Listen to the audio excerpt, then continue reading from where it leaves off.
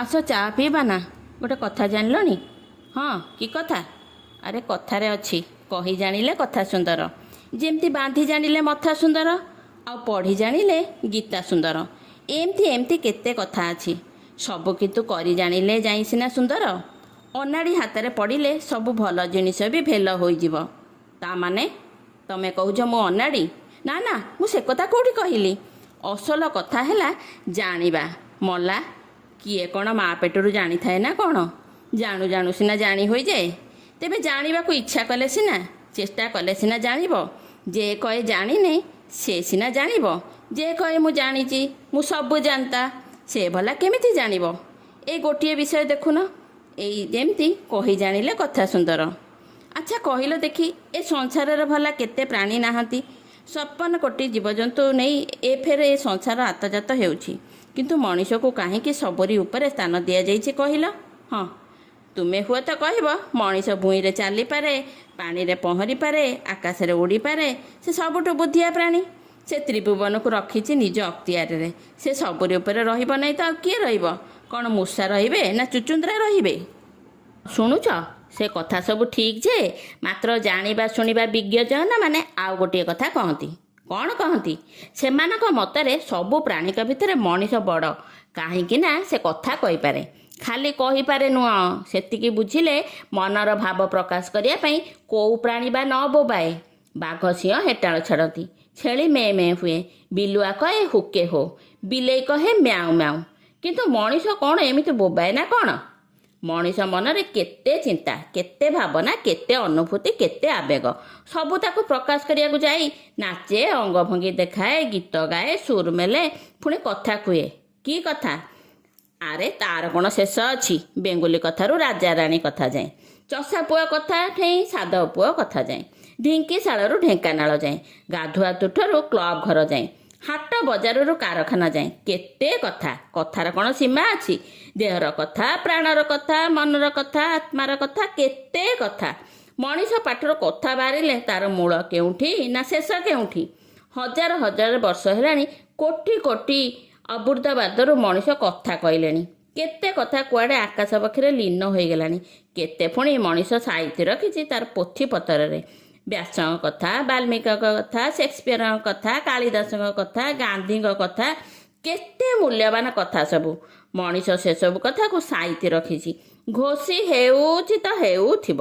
ସେଗୁଡ଼ିକ ତ କେବଳ ବଚନ ନୁହେଁ, ସେଗୁଡ଼ିକ ହେଉଛି ପ୍ରବଚନ। ଆରେ ଶୁଣୁଛ ନା ନାହିଁ? ହଁ ହଁ କୁହ, ଶୁଣୁଛି। ଏଇ କଥା ବିକ୍ରି କରି କିଏ କଥାର ସୌଦାଗର।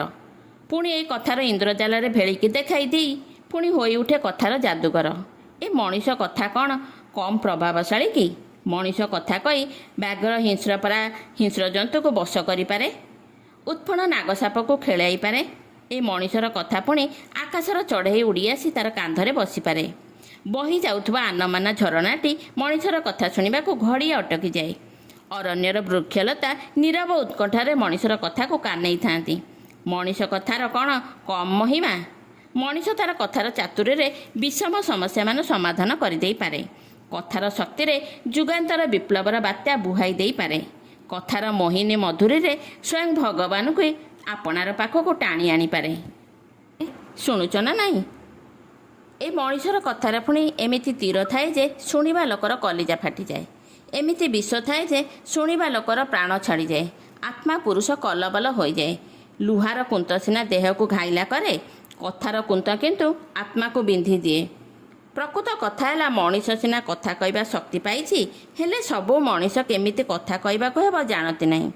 ଦୁଇଟା ଆଖି ଭଲା କାହାର ନାହିଁ କହିଲ? କିନ୍ତୁ ସମସ୍ତେ କ'ଣ ସବୁ କଥା ଦେଖିପାରନ୍ତି? ଦୁଇଟା କାନ ଭଲା କାହାର ନାହିଁ? ହେଲେ ସମସ୍ତେ କ'ଣ ସବୁ କଥା ଶୁଣିପାରନ୍ତି? ସେମିତି ସମସ୍ତଙ୍କ ପାଟିରେ ଜୀବଟିଏ ଥିଲେ ବି ସମସ୍ତେ ସବୁ କଥା ଭଲ ଭାବରେ କହିପାରନ୍ତି ନାହିଁ। ସେମିତି ଦେଖିଲେ କୋଟି କୋଟି ଲୋକ କ'ଣ କଥା କହୁନାହାନ୍ତି କି? କଥାରେ କ'ଣ କେଉଁଠି ଅଭାବ ଅଛି କି?